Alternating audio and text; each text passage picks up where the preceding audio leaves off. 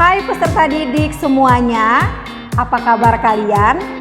Selamat datang dalam pembelajaran sosiologi di tahun ini.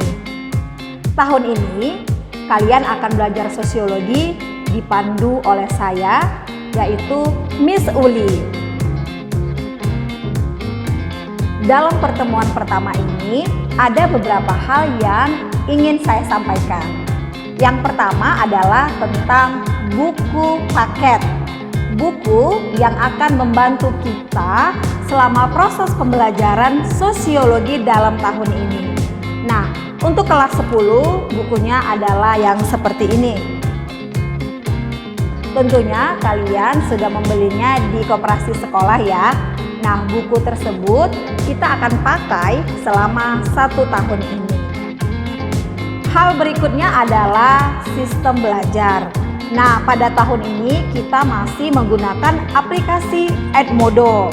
Tetapi bedanya, setelah pagi belajar di Edmodo, saya akan memberikan video pembelajaran di Edmodo dan tugas-tugas di Edmodo. Siangnya kita akan bertemu di aplikasi pembelajaran Zoom. Nah, melalui Zoom kita akan mendiskusikan latihan-latihan yang sudah saya berikan di pagi hari. Maka jangan lupa untuk selalu membuka Edmodo setiap hari dan melihat tugas apa yang saya berikan di hari itu dan mengumpulkannya tepat waktu agar ketika kita bertemu di Zoom kita bisa membahasnya dan mendiskusikan hal-hal apa yang kalian belum paham. Lalu berikutnya adalah kalian harus mengerjakan semua tugas-tugas, baik itu small test, tugas keterampilan dengan tepat waktu. Karena ketika kalian mengumpulkannya terlambat, maka kalian akan dikenakan pengurangan poin. Maka berusahalah untuk mengerjakan semua tugas-tugas yang saya berikan tepat waktu. Nah, baik, kira-kira itu adalah hal-hal yang ingin Miss Uli sampaikan pada pertemuan pertama ini.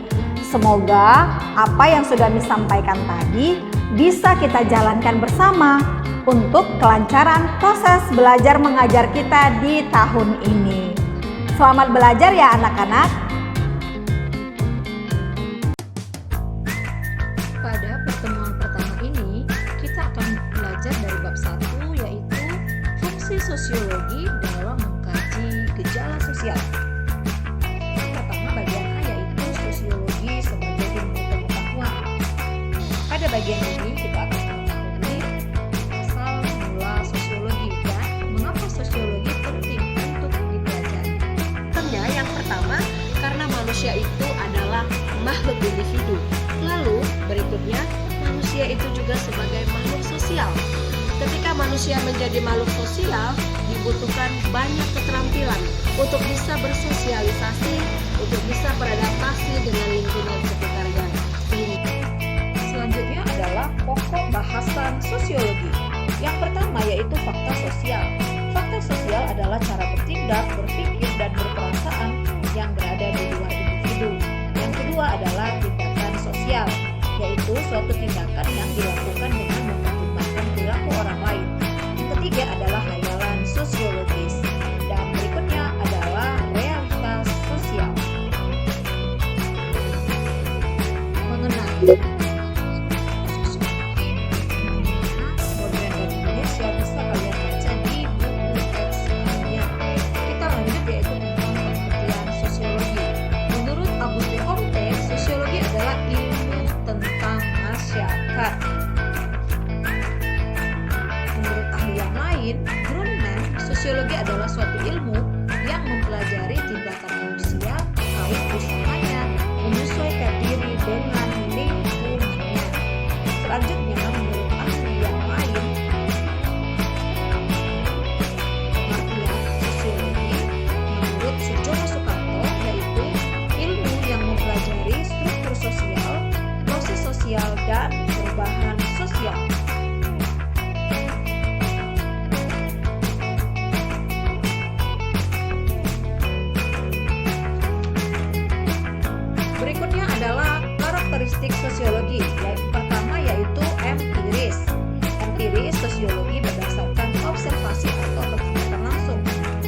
kedua yaitu teoritis. Sosiologi disusun berdasarkan pengamatan yang ada dalam masyarakat. Yang ketiga adalah kumulatif.